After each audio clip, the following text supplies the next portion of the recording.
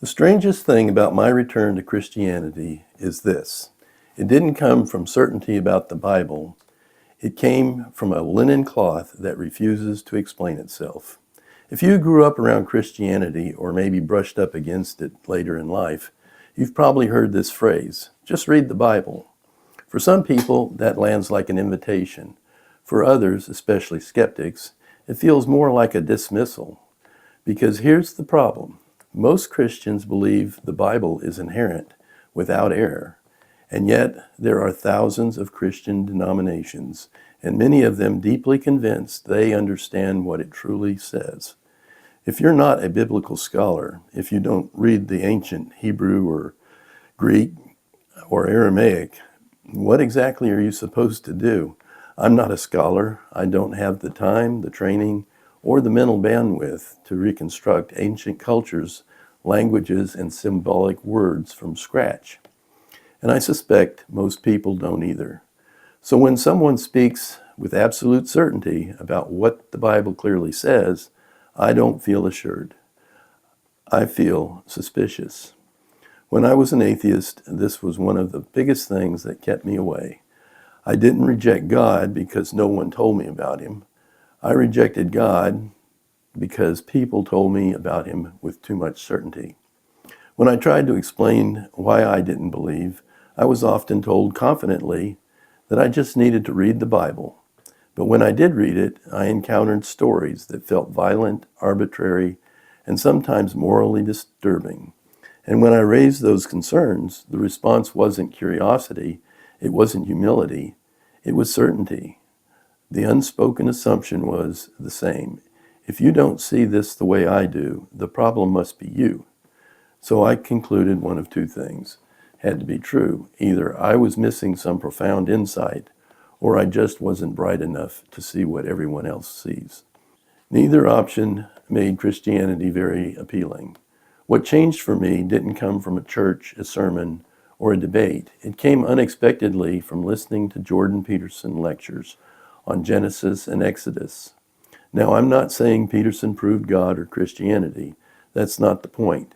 What he did, what no one else had done for me, was treat the biblical texts as stories, not shallow fairy tales, not literal science textbooks, but ancient narratives carrying psychological, moral, and spiritual insight. For the first time, I wasn't being told this is what it means and you must accept it. I was being invited to explore why these stories survived, why they shaped civilizations, why they still speak to human experience. Suddenly, the Bible didn't feel like a weapon.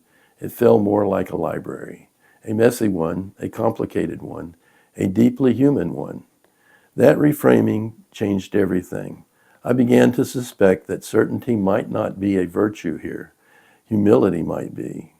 If these texts emerged from cultures thousands of years removed from ours, written in languages we no longer speak, shaped by symbolic words we no longer inhabit, then maybe the most honest posture isn't confidence. Maybe it's curiosity. Maybe faith doesn't start with, I know exactly what this means. Maybe it starts with, there's something here worth taking seriously. Where I am now, it's hard to label. I think I'm a Christian, but not the kind who's certain about most of what Christians argue over. I'm not certain about hell or heaven.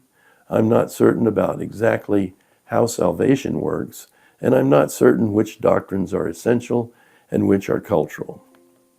And I'm not even certain that my understanding won't change again. But I am certain of this.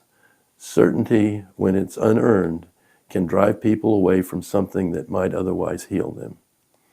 If you're an atheist or a skeptic who was pushed out of Christianity by well-meaning people who knew too much, I want you to hear this clearly. You weren't wrong to walk away from certainty masquerading as faith. You don't have to choose between intellectual honesty and spiritual depth. You don't need to master ancient languages. You don't need to pretend troubling passages don't exist. You don't need to silence your moral intuition to belong. Maybe faith isn't about having the right answers. Maybe it's about asking better questions and refusing to stop asking them. If God exists, and that's still a big if for many, I doubt he's threatened by humility, ambiguity, or doubt. What might threaten real faith is skepticism. It isn't the refusal to admit we might be wrong, and that brings me to the unexpected place where I found some certainty, not biblical certainty, something else entirely.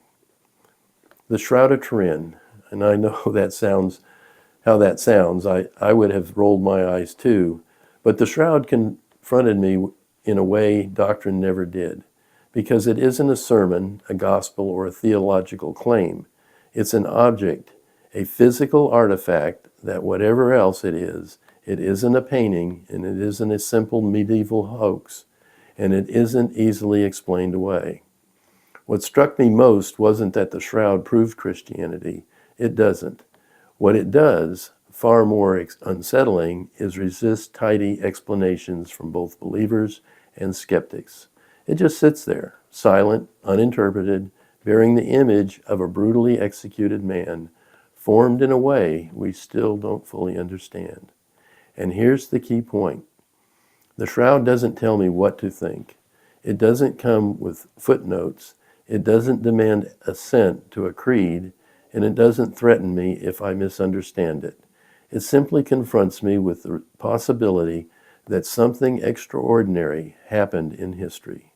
That gave me a kind of certainty I never found in doctrinal debates.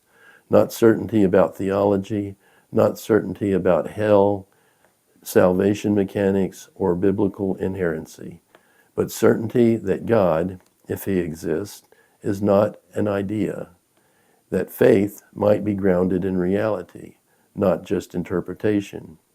And paradoxically, that certainty made me less dogmatic, not more. What I personally see in the Shroud is this: a God who entered human history to show us we are not alone, a God who chose to share in suffering rather than explain it away, and a God whose resurrection says death does not have the final word. God allows uncertainty because he wants a relationship, not a population of frightened robots following a checklist written by ancient people. The Shroud doesn't reward arrogance. It doesn't allow anyone to say, this clearly means X, and only an idiot would disagree. Scientists debate it, historians debate it, believers debate it, and skeptics debate it. And that's precisely why it feels honest. If God chose to leave something behind, not just a book, not a system of propositions, but an image, then it tells me something about his character. Not coercive and not obvious in any cheap way, and not bypassing human freedom. A God who invites investigation, not submission, through certainty. So here's where I've landed. I don't have certainty about most of what Christians argue about. I don't claim to know exactly how every biblical passage should be read. And I don't trust anyone who says they do. But I am certain of this: faith doesn't have to begin with intellectual surrender. For me, it began with humility, mine, and strangely enough, God's. A God who speaks through stories instead of bullet points. A God who leaves behind an image instead of a manifesto. A God who allows doubt, investigation, and disagreement to remain part of the journey. If you were driven away from Christianity by people who confused certainty with faith, I don't think you were rejecting God. I think you were rejecting something God himself never asked for. Maybe real faith isn't built on knowing exactly what everything means. Maybe it's built on responding honestly to what confronts us. An ancient story, a troubling question, or a linen cloth that refuses to be explained away. And if God exists, I suspect he's far more interested in honest seekers than certain ones. If you're still thinking about this after this episode ends, you're exactly who this channel is for. Subscribe and let's keep the conversation going. Drop your questions in the comments, and until next time, Thanks for watching.